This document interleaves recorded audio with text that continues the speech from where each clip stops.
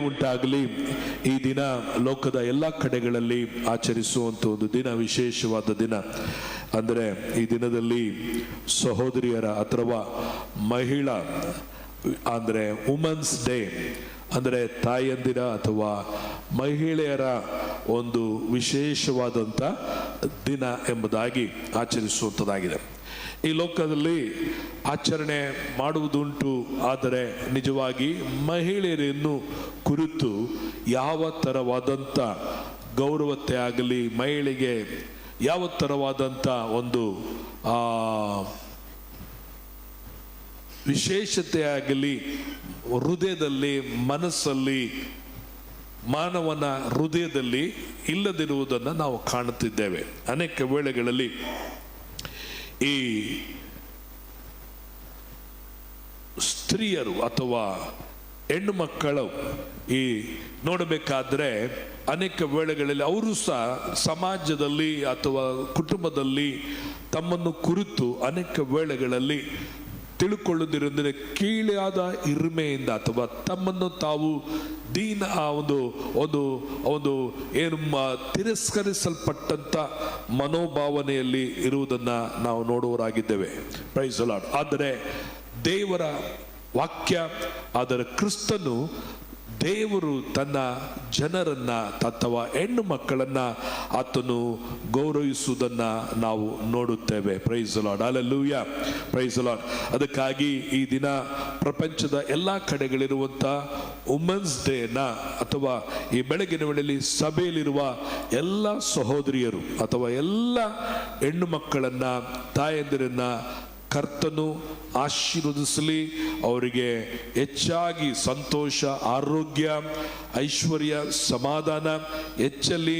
ಮತ್ತು ನಿಮ್ಮ ಕುಟುಂಬದವರು, ನಿಮ್ಮ ಮನೆಯಲ್ಲಿರುವ ನಿಮ್ಮ ತಾಯಿ ಅಥವಾ ನಿಮ್ಮ ಗಂಡು ಮಕ್ಕಳಿಗೆ ಹೇಳ್ತಾ ಇರೋದು, ನಿಮ್ಮ ತಾಯಿ ಅಥವಾ ನಿಮ್ಮ ಮಕ್ಕಳು ಅಥವಾ ನಿಮ್ಮ ಹೆಂಡತಿಯನ್ನು ನೆನೆಸಿ ಗಂಡು ಮಕ್ಕಳೆಲ್ಲರೂ ಸ್ತೋತ್ರ ಮಾಡಿ ನಿಮ್ಮ ಕುಟುಂಬದಲ್ಲಿರುವ ತಾಯಿಗಾಗಿ, ಅಕ್ಕಂದಿರಿಗಾಗಿ, ತಂಗಂದಿರಿಗಾಗಿ, ಹೆಂಡತಿಗಾಗಿ, ಮಕ್ಕಳಿಗಾಗಿ ದೇವರ ನಾಮದಲ್ಲಿ ಕರಗಳನ್ನು ಮೇಲೆ ಕೆತ್ತಿ ದೇವರಿಗೆ ಸ್ತೋತ್ರ ಮಾಡಿ ಆಶೀರ್ವಾದ ಮಾಡೋಣವಾ. ಹೆಣ್ಣು ಮಕ್ಕಳು ಎತ್ತಬೇಡ್ರಿ, ನಿಮಗಾಗಿ, ಹೆಣ್ಣು ಮಕ್ಕಳಿಗಾಗಿ ಗಂಡು ಮಕ್ಕಳು ಕರಗಳನ್ನೆತ್ತಿ ಸಭೆಯಾಗಿ ನಾವು ಪ್ರಾರ್ಥನೆ ಮಾಡೋರಾಗಿದ್ದೇವೆ. Price the lord. ಹೆಣ್ಣು ಮಕ್ಕಳೆಲ್ಲ ನಿಂತ್ಕೊಳ್ರಿ, ನಿಮಗಾಗಿ ನಾವು ಪ್ರಾರ್ಥನೆಯನ್ನ ಮಾಡುವಂಥವರಾಗಿದ್ದೇವೆ. Praise the lord. Hallelujah. Thank you Lord. ಕರ್ತನೆ, ಈ ದಿನದಲ್ಲಿ ವುಮೆನ್ಸ್ ಡೇ ಆಗಿರುವ ಈ ದಿನದಲ್ಲಿ ಸಭೆಯಾಗಿ ನಾವೆಲ್ಲರೂ ಕರ್ತನೆ ಇಲ್ಲಿ ನಿಂತಿರುವಂಥ ಎಲ್ಲ ದೇವ ಜನರಿಗಾಗಿ ನಿನಗೆ ಸ್ತೋತ್ರ ಸ್ವಾಮಿ.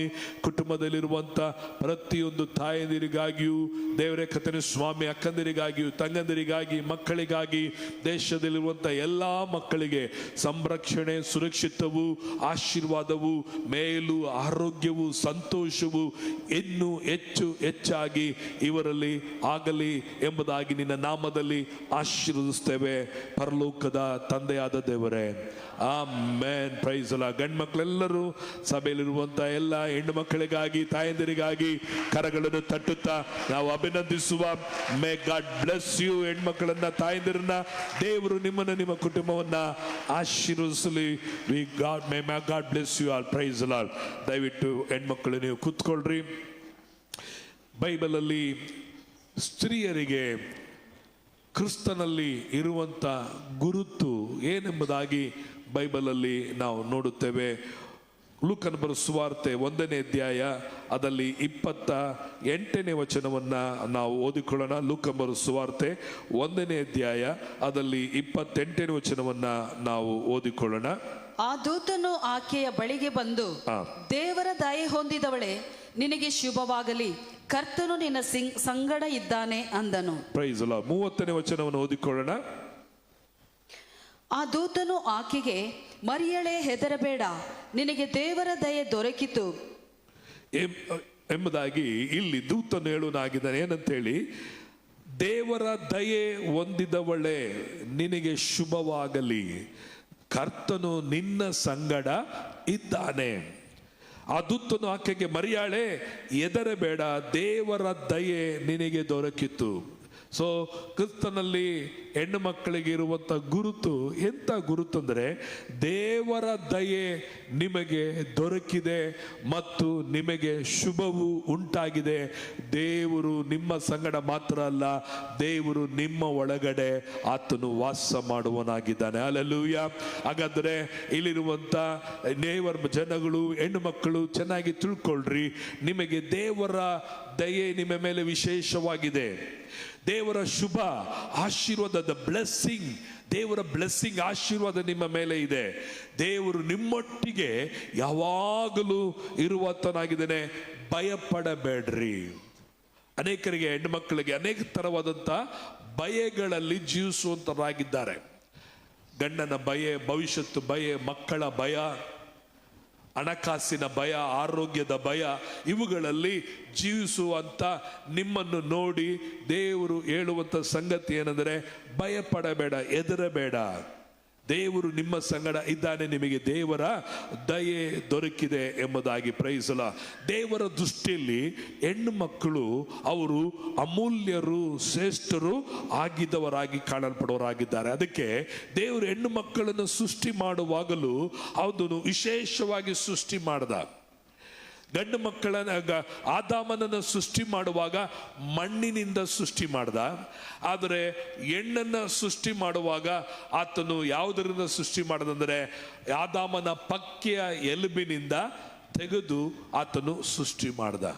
ಅನೇಕ ವೇಳೆ ಲೋಕದಲ್ಲಿ ಹೇಳಂದ್ರು ಹೆಣ್ಣು ಮಕ್ಕಳು ವೀಕ್ ಆದವರು, ಹೆಣ್ಣು ಮಕ್ಕಳು ಬಲಹೀನರು ಎಂಬುದಾಗಿ.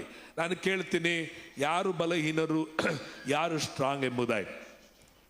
ಮೂಳೆ ಗಟ್ಟಿನ, ಮಡಿಕೆ ಗಟ್ಟಿನ, ಮಣ್ಣು ಗಟ್ಟಿನ? ಯಾವ್ದು ಗಟ್ಟಿ? ಮೂಳೆ ತಗೊಂಡು ಮಣ್ಣು ಏನು ಮಾಡ್ಬೋದು? ಮಣ್ಣಿನ ಮಡಿಕೆಯನ್ನ ಟಕ್ ಅಂತೇಳಿ ಹೊಡೆದ್ಬೋದು. ಹಾಗಾದ್ರೆ ಹೆಣ್ಣು ಮಕ್ಕಳು ಮಣ್ಣ, ಎಲ್ಬ? ಹಾಗಾದ್ರೆ ಗಂಡು ಮಕ್ಕಳು ಏನಾಗಿದ್ದಾರೆ? ಅವರು ಮಣ್ಣು. ಹಾಗಾದ್ರೆ ಹೆಣ್ಮಕ್ಳು ಏನಾಗಿದ್ದೀರಿ? ನೀವು ಸ್ಟ್ರಾಂಗ್. ನೀವೇನು ಹೆಣ್ಮಕ್ಳು ಏನಾಗಿದ್ದೀರಿ? ಸ್ಟ್ರಾಂಗ್. ನೀವು ಗಟ್ಟಿ. ಮೂಳೆ ಏನಾಗಿದೆ? ಗಟ್ಟಿಯಾಗಿದೆ. ಅದಕ್ಕೆ ದೇವರು ಹೆಣ್ಣು ಮಕ್ಕಳನ್ನು ಸೃಷ್ಟಿಸುವಾಗ ಮಣ್ಣಿನಿಂದ ಸೃಷ್ಟಿ ಮಾಡಿದ್ರೆ ಬಹಳ ವೀಕ್ ಆಗಿರೋರು. ಅದಕ್ಕೆ ದೇವರು ಹೆಣ್ಣು ಮಕ್ಕಳನ್ನು ಸೃಷ್ಟಿಸುವಾಗ ಅವರನ್ನ ಮೂಳೆಯಿಂದ ಆತನು ಸೃಷ್ಟಿಸಿದವನಾಗಿದ್ದಾನೆ. ಈ ಲೋಕದಲ್ಲಿ ಅವರು ನೋಡಬೇಕಾದ್ರೆ ಒಂದು ಯಾವುದೋ ಒಂದು ಮನೆಯಲ್ಲಿ ಒಂದು ಭಾಗವಲ್ಲ, ಅಥವಾ ಒಂದು ಕುಟುಂಬಕ್ಕೆ ಮಾತ್ರ ಪ್ರಿಯರೇ ನೀವು ಒಂದು ಯೋಜನೆ ಅಲ್ಲ. ನೀವು ಒಂದು ಮನೆಗೆ ಮಾತ್ರ ಸೀಮಿತವಾದವರಲ್ಲ. 4 ಗೋಡೆ ಒಳಗಡೆ ಇರುವಂತ ಹೆಣ್ಣು ಮಕ್ಕಳು ಮಾತ್ರ ಅಲ್ಲ ನೀವು. ನಾನಾಯ್ತು, ನನ್ನ ಮನೆ ಆಯ್ತು, ನನ್ನ ಮಕ್ಕಳಾಯ್ತು, ನನ್ನ ಗಂಡ ಆಯ್ತು, ಇಷ್ಟೇ ನನ್ನ ಪ್ರಪಂಚ. ಅನೇಕರಿಗೆ ಇಷ್ಟೇ ಪ್ರಪಂಚ ಎಂಬುದಾಗಿ ಅನೇಕ ವೇಳೆಗಳಲ್ಲಿ ಗಂಡು ಮಕ್ಕಳು ಹೆಣ್ಣು ಮಕ್ಕಳ ಬಗ್ಗೆ ಇದನ್ನೇ ತಿಳಿದಿದ್ದಾರೆ. ಹೆಣ್ಣು ಮಕ್ಕಳು ಸಹ ಅದೇ ಥರ ತಿಳಿದಿದ್ದಾರೆ, ನನ್ನ ಪ್ರಪಂಚ ನನ್ನ ಮನೆ, 4 ಗೋಡೆ ಒಳಗಡೆ ಎಂಬುದಾಗಿ. ಆದರೆ ದೇವರು ನಿನ್ನ ವಿಷಯದಲ್ಲಿ ದೊಡ್ಡದಾದಂಥ ಒಂದು ಯೋಜನೆಯನ್ನ ನಿನ್ನಲ್ಲಿ ಇಟ್ಟಿದ್ದಾರೆ. ನೀನು ದೇವರಿಗೆ ಪ್ರಿಯರೇ, ಹೆಣ್ಣು ಮಕ್ಕಳಾದ ನೀವು ದೇವರ ಸನ್ನಿಧಿಯಲ್ಲಿ ಅಮೂಲ್ಯವಾದ ಪಾತ್ರಗಳನ್ನು ನೀವು ಹೊಂದಿದವರಾಗಿದ್ದೀರಿ. ಈ ದೇಶಕ್ಕೆ, ಪಟ್ಟಣಕ್ಕೆ ಪ್ರಿಯರೇ, ಅನೇಕರಿಗೆ ಒಂದು ಆಶೀರ್ವಾದವಾಗಿದ್ದೀರಿ. ಪ್ರಿಯರೇ, ಯೇಸುವನ್ನ ಈ ಲೋಕದಲ್ಲಿ ಪಡಿಲಿಕ್ಕಾಗಿ ಒಂದು ಹೆಣ್ಣು ಮಗಳು ಮರಿಯಾಳಲು ಬೇಕಾಗಿತ್ತು. ಅವಳಿಗೆ ಶುಭವು ಬಂದಾಗ, ಆಶೀರ್ವಾದ ಬಂದಾಗ ಅವಳು ನೆನೆಸಿದ್ಲು, ಇದು ಎಂತ ಆಶೀರ್ವಾದ ಇದು. 29ನೇ ವಚನ, 1ನೇ ಅಧ್ಯಾಯ 29ನೇ ವಚನದಲ್ಲಿ ಓದಿಕೊಳ್ಳುವಾಗ ನಾವು ಹೀಗೆಂದು ನೋಡುತ್ತೇವೆ. ಓದಿಕೊಳ್ಳೋಣ. ಆಕೆಯು ಆ ಮಾತಿಗೆ ತತ್ತರಿಸಿ, ಇದೆಂತ ಆಶೀರ್ವಾದ ಎಂದು ಯೋಚನೆ ಮಾಡುತ್ತಿರಲಾಗಿ. ಇದು ಎಂತ ಆಶೀರ್ವಾದ? ಎಲ್ಲ ದೇವದೂತರುಗಳು ಗಂಡ್ಮಕ್ಳ ಹತ್ರನೇ ಹೋಗಿ ಮಾತಾಡೋರು. ದೇವರು ಮೋಶೆ ಹತ್ರ ಮಾತಾಡ್ದ, ಅಬ್ರಾಮನ ಹತ್ರ ಮಾತಾಡ್ದ, ಯಾಕೋಬನ ಹತ್ರ ಮಾತಾಡ್ದ, ದಾವೀದನ ಸಂಗಡ ಒಡಂಬಡಿಕೆ ಮಾಡಿಕೊಂಡ, ಜಕಾರ್ಯನ ಮಗಳಿಗೆ ಮಾತನಾಡ್ದ. ಎಲ್ಲ ಗಂಡು ಮಕ್ಕಳೊಟ್ಟಿಗೆ ಮಾತನಾಡಿದ ದೇವರು ಈಗ ಈ ಮರಿಯಾಳನ ಬಗ್ಗೆ ಬಳಿಯಲ್ಲಿ ಮಾತನಾಡುವಾಗ ಮರಿಯಾಳಿಗೆ ಆಶ್ಚರ್ಯ. ಆ ಮಾತನ್ನು ಕೇಳಿ ತತ್ತರಿಸಿದಳು. ಈ ಬೆಳಗಿನ ವೇಳೆಯಲ್ಲೂ ಸಹ ಯಾವುದಾದ್ರೂ ಒಳ್ಳೆ ಮಾತು ಹೇಳ್ರೆ ಹೆಣ್ಣು ಮಕ್ಕಳಿಗೆ ಅವ್ರು ಒಪ್ಪದೇ ಇಲ್ಲ.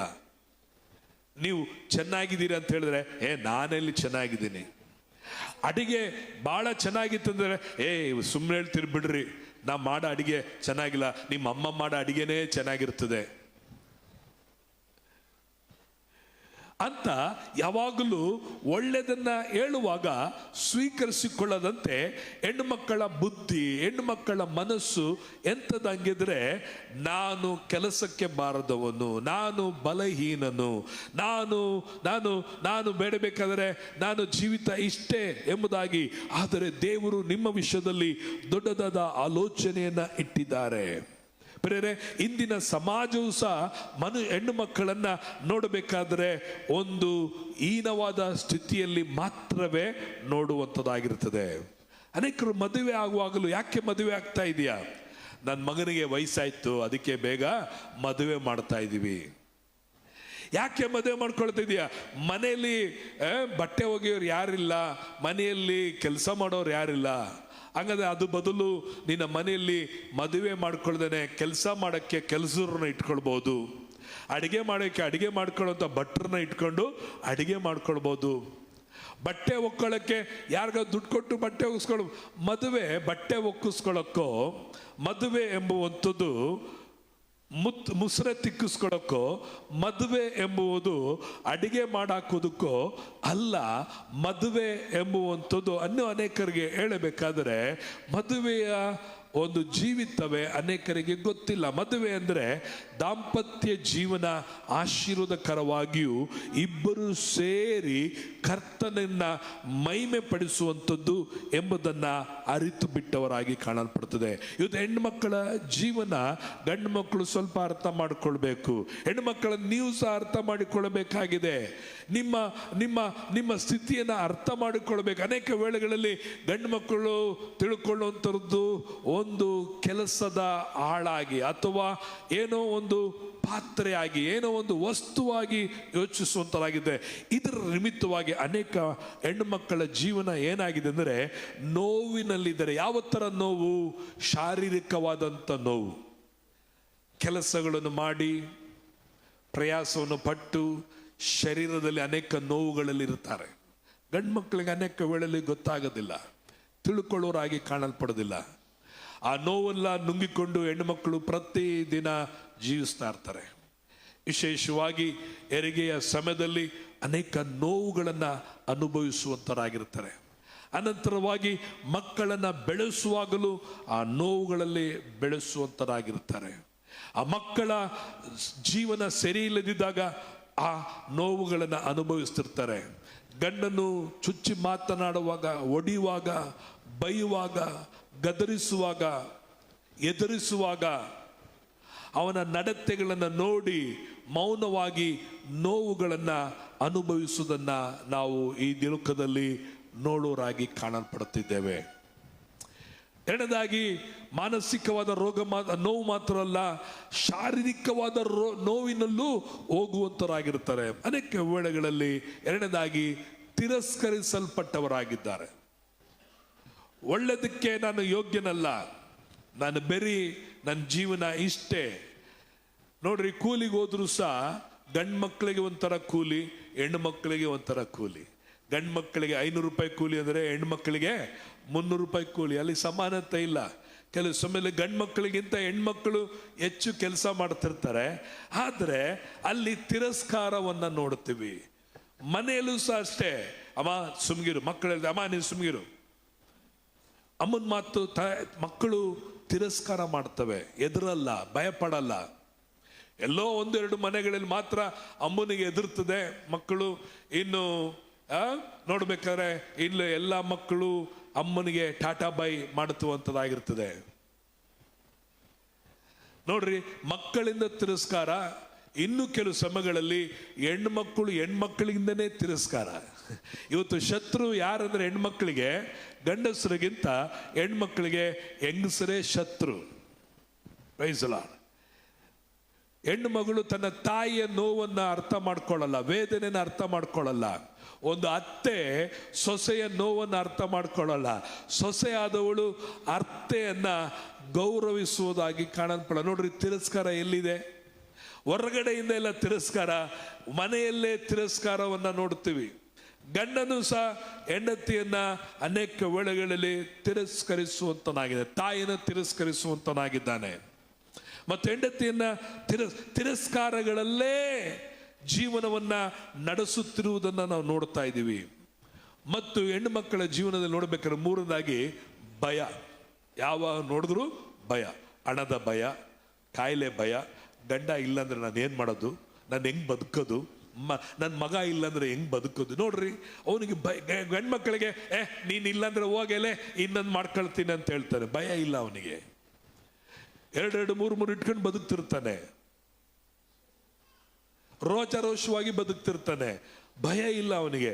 ಆದರೆ ಹೆಂಡತಿಗೆ ನನ್ನ ಮಗ ಇಲ್ಲ ಅಂದ್ರೆ ಹೆಂಗೆ, ಗಂಡ ಇಲ್ಲ ಅಂದ್ರೆ ಹೆಂಗೆ, ನಮ್ಮ ಅಪ್ಪ ಇಲ್ಲ ಅಂದ್ರೆ ಹೆಂಗೆ, ಸಣ್ಣ ಮಕ್ಕಳಿಗೆ ಅಪ್ಪ ಇಲ್ಲ ಅಂದ್ರೆ ಹೆಂಗೆ, ಭಯ ಭಯ ಭಯ ಭಯ. ಯಾವ ನೋಡಿದ್ರು ಭಯದ ವಾತಾವರಣಗಳಲ್ಲೇ ಇವತ್ತು ಜೀವಿಸೋದು. ಯೇಸು ಸ್ವಾಮಿ ಹೇಳಿದ, ಭಯಪಡಬೇಡ, ದೇವರ ದಯೆ ನಿನಗೆ ಹೊಂದಿದೆ, ನಿನಗೆ ಶುಭವಾಗಲಿ, ದೇವರು ನಿನ್ನ ಸಂಗಡ ಇದ್ದಾನೆ.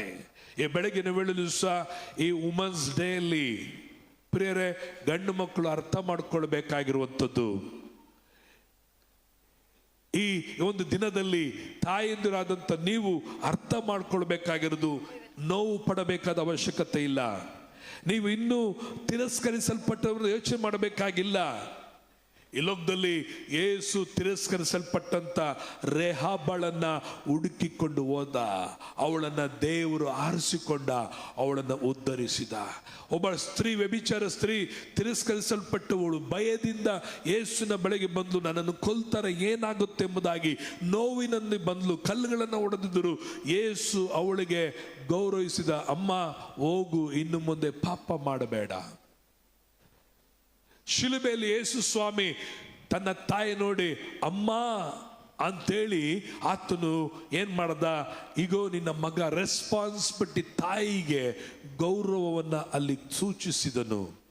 ನಿಮ್ಮನ್ನು ಲೋಕವು ತಿರಸ್ಕಾರ ಮಾಡಬಹುದು, ಮನುಷ್ಯರು ತಿರಸ್ಕಾರ ಮಾಡೋದು, ಗಂಡ ತಿರಸ್ಕಾರ ಮಾಡಬಹುದು, ಸ್ವಂತ ಸೊಸೆ, ಸ್ವಂತ ಮಕ್ಕಳು, ಸಂಬಂಧ, ಹೆಣ್ಮಕ್ಳೇ ನಿಮ್ಮನ್ನ ತಿರಸ್ಕರಿಸ ಮಾಡಬಹುದು. ದೇವರು ಎಂದಿಗೂ ನಿನ್ನನ್ನು ನಿರಾಕರಿಸುವುದಿಲ್ಲ, ನಿನ್ನನ್ನು ತಿರಸ್ಕರಿಸಲಿಲ್ಲ. ಯಾವಾಗಲೂ ದೇವರು ನಿನ್ನ ಪಕ್ಷವಾಗಿ ಇದ್ದಾನೆ, ನಿನಗಾಗಿ ಆತನು ಯುದ್ಧವನ್ನು ಮಾಡಿದ್ದಾನೆ. Praise God. ಹೆಣ್ಮಕ್ಕಳ ಜೀವನ 5 ದಿನ ನೋಡ್ತೇವೆ, ಒತ್ತಡಗಳಲ್ಲಿರುತ್ತೆ, ಯಾವಾಗ ನೋಡೋದು ಪ್ರೆಷರ್. ಅದಕ್ಕೆ ಅವ್ರನ್ನ ಸ್ವಲ್ಪ ಮುಟ್ಟಿದ್ರು ಹಾಗೆ ಸಾಸಿವೆ ಥರ ಏನಾಗ್ಬಿಡ್ತಾರೆ, ಸಿಡಿದು ಬಿಡ್ತಾರೆ. ಅದಕ್ಕೆ ಗಂಟು ಮುಟ್ಟೆ ಕಟ್ಕೊಂಡು ಆಮೇಲೆ ಆವಾಗ ನಮ್ಮ ಅಪ್ಪನ ಮನೆಗೆ ಹೋಗ್ಬಿಡ್ತೀನಿ ಅಂತ ಹೇಳಿ ಎದುರಿಸ್ತಿರ್ತಾರೆ. ಯಾಕಂದ್ರೆ ಟೆನ್ಷನ್. ಒಂದು ಏನಾದರೂ ಗಂಡ ಮನೆಗೆ ಬಂದರೆ ಟೆನ್ಷನ್, ಒತ್ತಡ, ಲೇಟಾಗಿ ಹೋದ್ರೆ ಒತ್ತಡ, ಗಂಡ ಸ್ವಲ್ಪ ಯಾಕಂದ್ರೆ ಅನೇಕ ಥರವಾದ ಒತ್ತಡಗಳಲ್ಲಿ ಜೀವಿಸ್ತಾ ಇರೋದ್ರಿಂದ ಆ ಒತ್ತಡಗಳನ್ನು ಒತ್ತುಕೊಂಡು ಯಾವಾಗಲೂ ಜೀವಿಸುತ್ತಾನೆ ಇರ್ತಾರೆ. ಅದಕ್ಕೆ ಯೇಸು ಸ್ವಾಮಿ ಹೇಳಿದ್ರು, ಚಿಂತೆ ಮಾಡುವರೆ ನೀವೆಲ್ಲರೂ ನನ್ನ ಬಳಿಗೆ ಬನ್ನಿ. 6ನೇದಾಗಿ ನೋಡ್ಬೇಕಾದ್ರೆ ನಿರಾಶೆ. ಏನು ಮಾಡಿದ್ರು ಹೆಣ್ಮಕ್ಳನ್ನೇ ಏನು ಮಾಡಲ್ಲ, ಪ್ರೋತ್ಸಾಹ ಮಾಡಲ್ಲ. ಪ್ರೈಸ್ ಅಲ್ಲ. ಕುಟುಂಬದಲ್ಲೂ ಸಹ ಮಗಳು ತನ್ನ ತಾಯಿನ ಪ್ರೋತ್ಸಾಹ ಮಾಡಲ್ಲ, ಅತ್ತೆ ತನ್ನ ಸೊಸೆನ ಪ್ರೋತ್ಸಾಹ ಮಾಡಲ್ಲ. ಮಕ್ಕಳು ತನ್ನ ತಾಯಿನ, ಅಮ್ಮ ನೀನು ಚೆನ್ನಾಗಿದೆಯಾ, ಅಮ್ಮ ಅಡಿಗೆ ಚೆನ್ನಾಗಿದೆ, ಅಮ್ಮ ಹಂಗಿದೆಯಾ, ಅಮ್ಮ ಇದು ಸೂಪರ್ ಆಗಿತ್ತು ಅಂತ ಹೇಳುವಂಥ ಒಂದು ಪ್ರಶಂಸೆಗಳು ಇಲ್ಲದೆ ಯಾವಾಗಲೂ ಡಿಸ್ಕರೇಜ್ಮೆಂಟ್ ಆದ. ನಿನ್ನ ಮುಖ ನೋಡು, ಪ್ರೈಸ್ ಅಲ್ಲ. ಶನಿ ಯಾವಾಗ ಮದುವೆ ಆಗುವಾಗ ನೀನು ಚಂದ್ರ, ನೀನು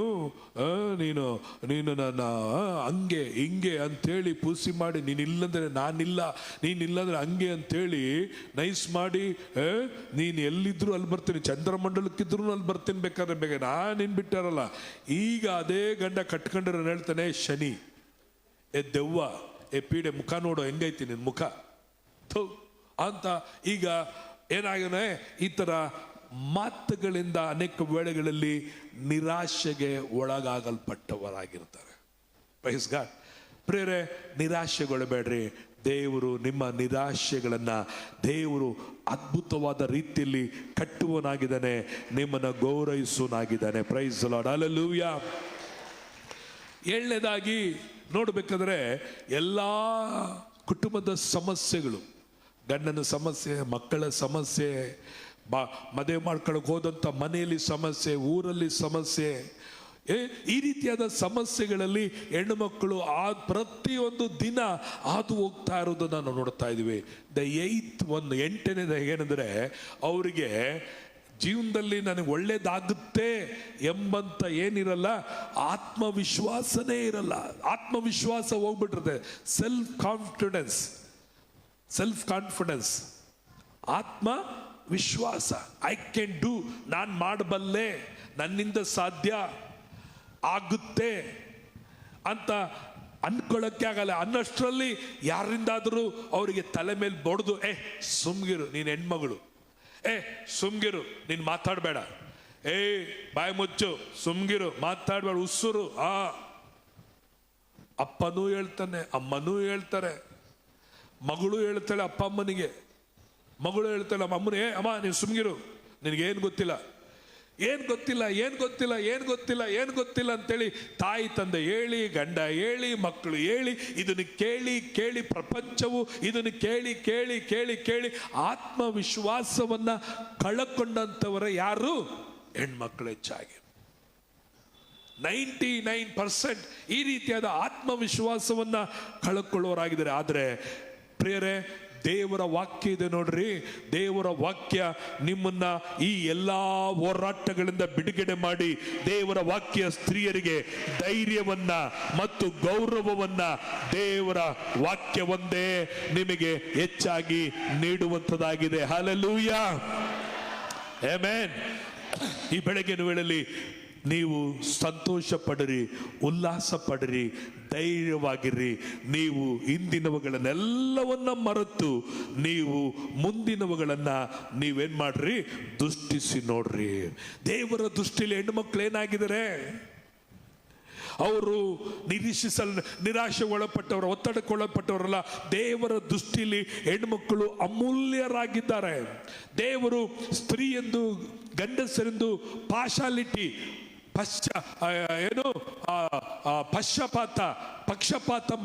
ಪಕ್ಷಪಾತ ಮಾಡೋನಲ್ಲ. ನೀನ್ ಗಂಡಸು, ನೀನ್ ಹೆಂಗಸು.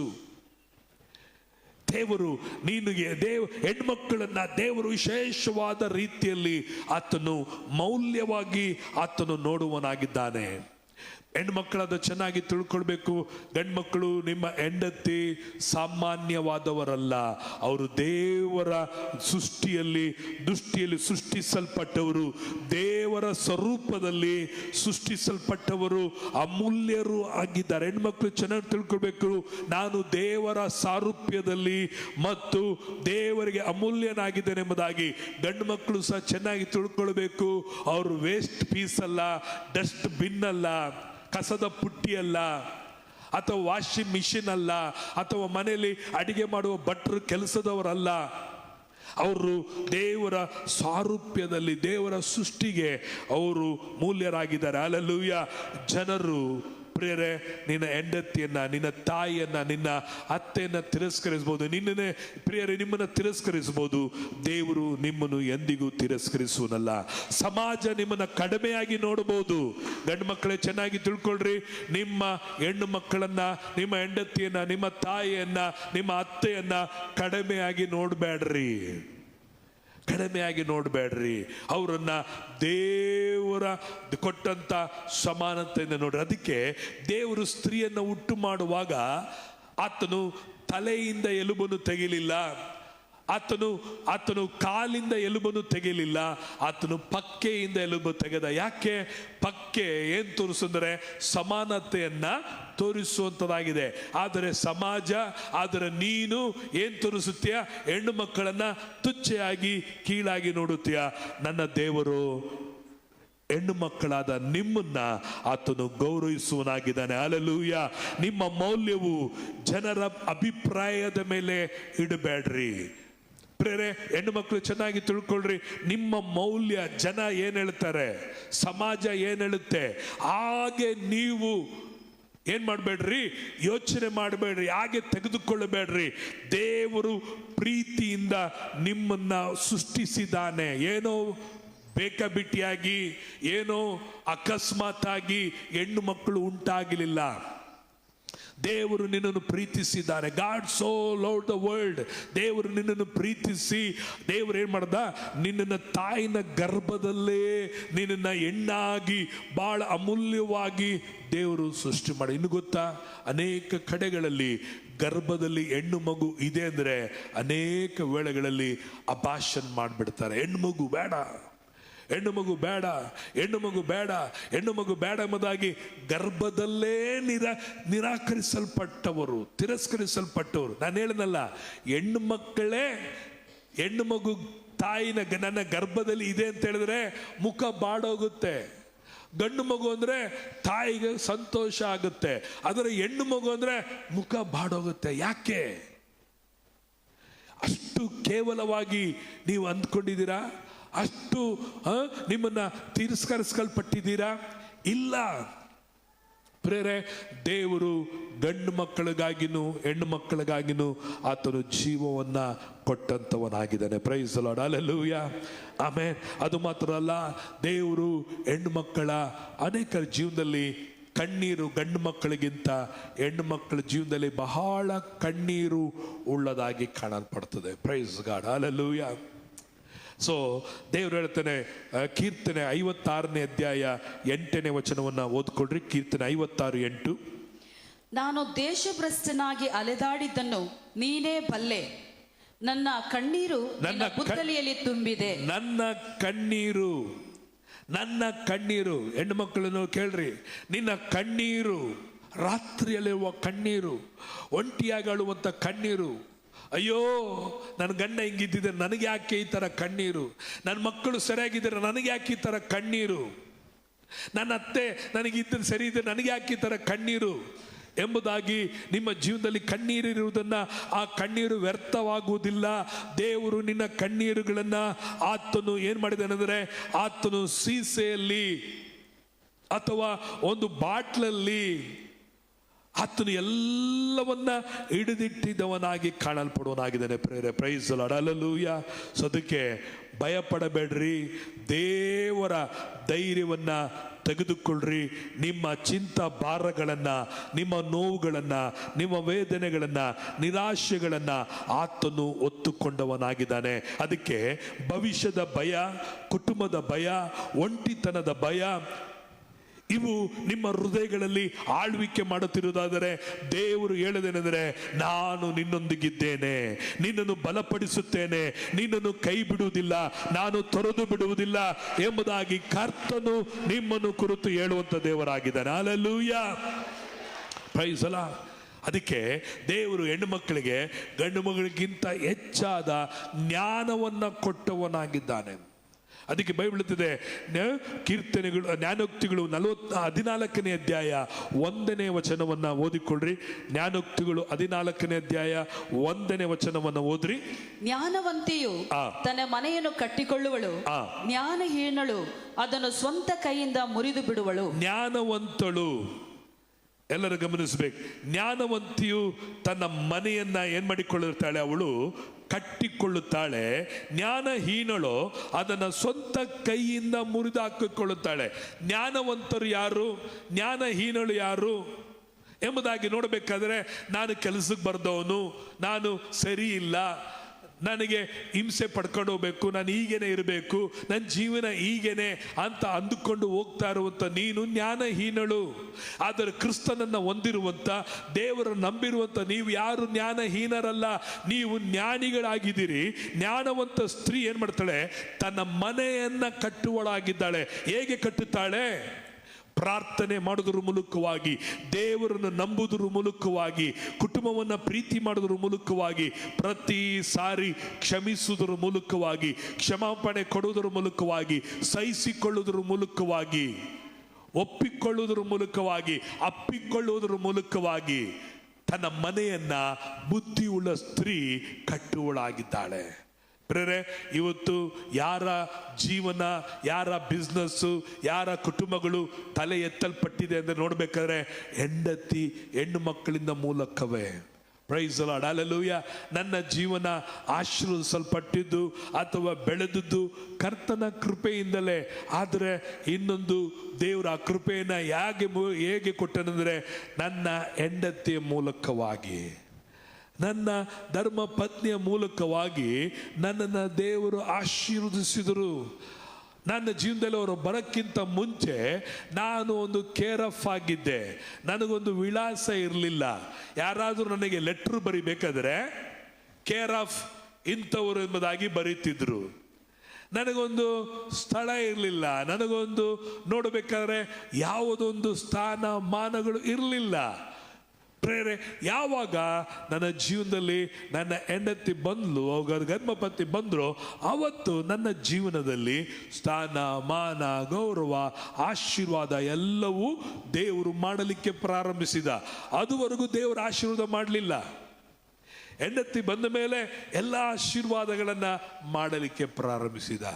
ಪ್ರೇರೆ, ನನ್ನ ಕುಟುಂಬವಾಗಲಿ ಬೆಳೆಸಿದ್ದು ಕಟ್ಟಿದ್ದು ನಾನಲ್ಲ, ನನ್ನ ಹೆಂಡತಿಯ ಮೂಲಕವಾಗಿ. ಸೇವೆ ಭಾಗಗಳಲ್ಲೂ ಅಷ್ಟೇ. ಸೇವೆಯಲ್ಲಿ ನನ್ನದು ಕಡಿಮೆ ಆದರೂ ಹೆಚ್ಚು ಸೇವೆ ಮಾಡಿದ್ದು ಮಾಡ್ತಾ ಇರೋದು ಯಾರಂದರೆ ನನ್ನ ಹೆಂಡತಿ ಮೂಲಕವಾಗಿ. ಯಾಕೆಂದರೆ ಅದು ದೇವರು ಕೂಡಿಸಿದ್ದು, ದೇವರು ನೇಮಿಸಿದ್ದು. ನೀನು ಹೆಣ್ಮಗಳು, ನೀನು ಪ್ರಸಂಗ ಮಾಡಬಾರ್ದು, ನೀನು ಹಾಡಾಡಬಾರ್ದು, ನೀನು ವಾಕ್ಯ ಕೊಡಬಾರ್ದು, ಸೇವೆ ಮಾಡಬಾರ್ದು ಎಂಬುದಾಗಿ ಹೇಳೋಕ್ಕೋಗಲಿಲ್ಲ. ಯಾವಾಗಲೂ ಹೇಳಿದಂದರೆ ದೇವರು ಜೋಡಿಸಿದ್ದು, ಸೇವೆ ಮಾಡು, ಹಾಡಾಡು, ವಾಕ್ಯ ಕೊಡು. ಈಗಲೂ ಹೇಳೋದು ಮಾತ್ರಲ್ಲ, ಅವಾಗಲೂ ಹೇಳಿದ್ದು, ಈಗಲೂ ಹೇಳೋದು. ಈಗಲೂ ಬರೀ ನನ್ನ ಕ್ಲೆಮನ್ಗೆ ಮಾತ್ರ ಹೇಳಲ್ಲ, ಹಾಡಾಡು, ವಾಕ್ಯ ಕೊಡು ಎಂಬುದಾಗಿ. ಈಗಲೂ ನನ್ನ ಮಗಳಿಗೆ ಹೇಳೋದಂದರೆ ಸೇವೆ ಮಾಡು. ನೀನು ಹೆಣ್ಮಗಳು ಮಾಡಬೇಡ ಅಂತ ಹೇಳಲ್ಲ, ಬರೀ ಮನೇಲಿ ಕೆಲಸ ಮಾಡ್ಕೊಂಡು ಬಿದ್ದಿರು ಅಂತ ಹೇಳಲ್ಲ. ಸೇವೆ ಮಾಡು, ಗಾಡಿ ಓಡಿಸು, ತಗೋ, ವಾಕ್ಯವನ್ನು ಕೊಡು ಎಂಬುದಾಗಿ ಪ್ರೋತ್ಸಾಹ ಮಾಡುವನಾಗಿರ್ತಾನೆ. ಯಾಕೆಂದರೆ ದೇವರು ಸ್ತ್ರೀಯನ್ನು ಕುರಿತು ಕೇವಲವಾಗಿ ನೋಡಿಲ್ಲ, ಆತನು ಗೌರವಿಸುವನಾಗಿದ್ದಾನೆ. ಪುರುಷರೇ, ನಿಮ್ಮ ಹೆಂಡತಿಯನ್ನ ಗೌರವಿಸಿರಿ, ತಪ್ಪೇ ಇಲ್ಲ. ಲೋಕದವ್ರು ಹೇಳ್ಬೋದು ಇವರು ಹೆಂಡತಿ ಗಂಡ ಎಂಬುದಾಗಿ. ಹೌದು, ನೀನು ಹೆಂಡತಿಗೆ ನಿನ್ನ ಗಂಡನೇ. ಅಮ್ಮವ್ರ ಗಂಡ ಅಂತ ಹೇಳ್ಬೋದು. ಹೇಳಿ, ನೀನು ಅಮ್ಮನೇ, ನಿನ್ನ ಹೆಂಡತಿಗೆ ನೀನೇ ಗಂಡ. ಪ್ರೇರೆ, ನಿನ್ನ ಬಾಳಿಗೆ ಹೆಂಡತಿ ಬರುವಾಗ ಬೇರೆ ಹೆಂಡತಿ ಮಾತ್ರ ಅಲ್ಲ, ಕೆಲಸದವಳಾಗಿ ಮಾತ್ರ ಅಲ್ಲ, ನಿನಗೆ ತಾಯಿಯಾಗಿ, ನಿನಗೆ ಸಹೋದರಿಯಾಗಿ, ನಿನಗೆ ಒಳ್ಳೆಯ ಸ್ನೇಹಿತಳಾಗಿ, ನಿನ್ನನ್ನು ಅರ್ಥ ಮಾಡ್ಕೊಳ್ಳೋರಾಗಿ ಬರೋರಾಗಿರ್ತಾರೆ. ನಿನಗೆ ಗೊತ್ತಾ, ಎಷ್ಟೋ ಫ್ರೆಂಡ್ಸ್ಗಳು ನಿನ್ನನ್ನು ಬಿಟ್ಟೋಗ್ಬಿಟ್ರು. ಯಾಕೆ? ನಿನ್ನಲ್ಲಿರುವಂಥ ಸ್ವಭಾವಕ್ಕೆ. ಆದರೆ ನೀನು ಕಟ್ಕೊಂಡಿರೋ ಹೆಂಡತಿ ಇದುವರೆಗೂ ನಿನ್ನನ್ನು ಬಿಟ್ಟು ಹೋಗಿಲ್ಲ. ಹಲ್ಲೆಲೂಯಾ. ನಿನ್ನ ಅಣ್ತಮ್ಗಳು, ಅಕ್ಕ ತಂಗಿಂದರು ನಿನ್ನನ್ನು ನಿಷ್ಠುರ ಮಾಡಿದ್ರು. ನಿನ್ನ ಹತ್ರ ಮಾತುಕತೆ ಬಿಟ್ಟಿದ್ದಾರೆ, ಮಾತಾಡ್ತಾ ಇಲ್ಲ, ಸೇರ್ತಾ ಇಲ್ಲ, ನಿನ್ನ ದ್ವೇಷಿಸ್ತಾರೆ, ಕಾರ್ತಾರೆ, ಕೇಸ್ ಹಾಕಿದ್ದಾರೆ ಎಷ್ಟೋ ಮನೆಗಳಲ್ಲಿ. ಆದರೆ ನೀನು ಹೆಂಡತಿ ಇದುವರೆಗೂ ನಿನ್ನ ಮೇಲೆ ಒಂದು ಕೇಸ್ ಹಾಕಿಲ್ಲ, ಒಂದು ಕಂಪ್ಲೇಂಟ್ ಕೊಟ್ಟಿಲ್ಲ. ನಿನ್ನೊಂದಿಗೆ ಒಗತನವನ್ನು ಮಾಡ್ತಾ ಇದ್ದಾರೆ. ಹಾಗಾದ್ರೆ ಒಡ ಹುಟ್ಟಿದವ್ರಿಗಿಂತಲೂ ನೀನನ್ನ ಅರ್ಥ ಮಾಡಿಕೊಂಡಿರೋರು ನೀನು. ಆದರೆ ನಿನಗೇನಿಲ್ಲ ಆ ಅರಿವು, ಆ ಜ್ಞಾನ, ಆ ಪ್ರಜ್ಞೆ, ಆ ತಿಳುವಳಿಕೆ ಇಲ್ಲ. ಮದುವೆ ಮುಂಚೆ ಕರ್ಕೊಂಡೋಗಿ ಮಸಾಲೆ ದೋಸೆ ಕೊಡಿಸ್ದೆ, ಪಾನಿಪುರಿ ಕೊಡಿಸ್ದೆ. ಈಗ ಮಕ್ಕಳಾದ ಮೇಲೆ ಯಾವತ್ತು ಕರ್ಕೊಂಡೋಗಿ ನೀನು ಕೊಡಿಸಿದ ಯೋಚನೆ ಮಾಡಿ ನೋಡು. ಅದು ಬೇಕಾ? ಅದೊಂದು ಕೇಡ ನಿನಗೆ. ಪಾನಿಪುರಿ ಕೊಡಿಸ್ರಿ, ಅದೊಂದು ಬೇಕು ನಿನಗೆ. ಮಸಾಲೆ ದೋಸೆ ರೀ, ಮಸಾಲೆ ದೋಸೆ ಸುಮ್ಮನೆ ಮನೆ ಮಾಡ್ಕೊಂಡು ತಿನ್ನೋಕ್ಕಾಗಲ್ವ? ಒಂದು ಬಿರಿಯಾನಿ ಕಟ್ಸ್ಕೊಂಬರ್ರಿ, ಬಿರಿಯಾನಿ ಕಟ್ಸ್ಕೊಂಬರ್ತೀನಿ ನಿನಗೆ. ಏನು ಇವಾಗ ತಿರಸ್ಕಾರ. ಅನೇಕ ವೇಳೆಗಳಲ್ಲಿ ಇಂಥ ತಪ್ಪುಗಳನ್ನು ಪ್ರೇರೆ ನಾವು ತಿಳಿಯದೆ ಮಾಡಿರ್ತೀವಿ. ಇವತ್ತು ಗಂಡು ಮಕ್ಕಳಲ್ಲಿ ನಾನು ಕೇಳ್ಕೊಳ್ಳೋದು, ನಿಮ್ಮ ಮಿಸ್ಟೇಕ್ಗಳನ್ನು ಅರ್ಥ ಮಾಡ್ಕೊಳ್ರಿ, ಇದರದನ್ನು ಅರ್ಥ ಮಾಡ್ಕೊಳ್ರಿ.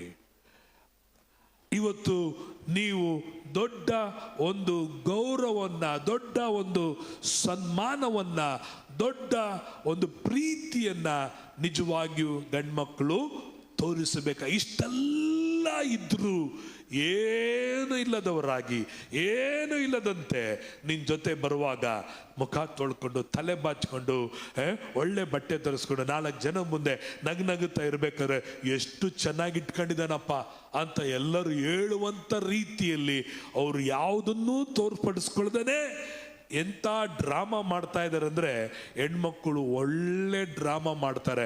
ಒಳಗಡೆ ವೇದನೆ, ಒತ್ತಡ, ನೋವು, ಅವಮಾನ, ಅತ್ತೆಯಿಂದ, ಗಂಡನಿಂದ, ಮಕ್ಕಳಿಂದ ಇಷ್ಟೆಲ್ಲ ಆದು ಹೋಗ್ತಾ ಇದ್ರು. ಹೊರಗಡೆ ಬರುವಾಗ ಒಂದು ಡ್ರಾಮಾ ಮಾಡ್ತಾರೆ ನೋಡ್ರಿ. ಆ ಫಿಲಮ್ ಆಕ್ಟರ್ಸ್ ಆ ಥರ ಮಾಡಲ್ಲ, ಅಷ್ಟು ಚೆನ್ನಾಗಿ ಮಾಡಿ ಗಂಡನ, ನಿಮ್ಮ ಮಾನ ಮರ್ಯಾದೆಯನ್ನ ನಿಮ್ಮ ತಾಯಿ ಅಥವಾ ನಿನ್ನ ಹೆಂಡತಿ ನಿಮ್ಮನ್ನ ಉಳಿಸಿದ್ದಾರೆ. ಸಣ್ಣ ಮಕ್ಕಳು, ಗಂಡು ಮಕ್ಕಳು, ಹೆಣ್ಮಕ್ಳೆಲ್ಲ ಕೇಳ್ರಿ, ನಿಮ್ಮ ತಾಯಿ ನೋವು ನಿನಗೆ ಗೊತ್ತಾ? ನಿನ್ನ ತಾಯಿಯ ವೇದನೆ ನಿನಗೆ ಗೊತ್ತಾ? ನಿಮ್ಮ ತಾಯಿಯ ನೋವುಗಳು ಗೊತ್ತಿದೆಯಾ? ಎಷ್ಟು ಕಣ್ಣೀರಂತ ಗೊತ್ತಿದೆಯಾ? ಎಷ್ಟು ವೇದನೆ ಅಂತ ಗೊತ್ತಿದೆಯಾ? ಇಲ್ಲ.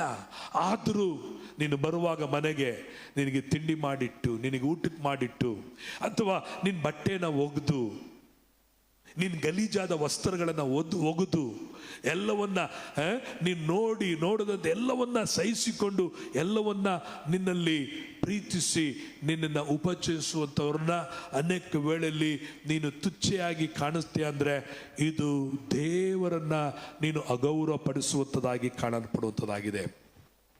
ಪ್ರಿಯರೇ, ಬೈಬಲಲ್ಲಿ ಸ್ತ್ರೀಯರು ಮಾಡಿರುವಂಥ ಸೇವೆ ಬಹಳವಾಗಿ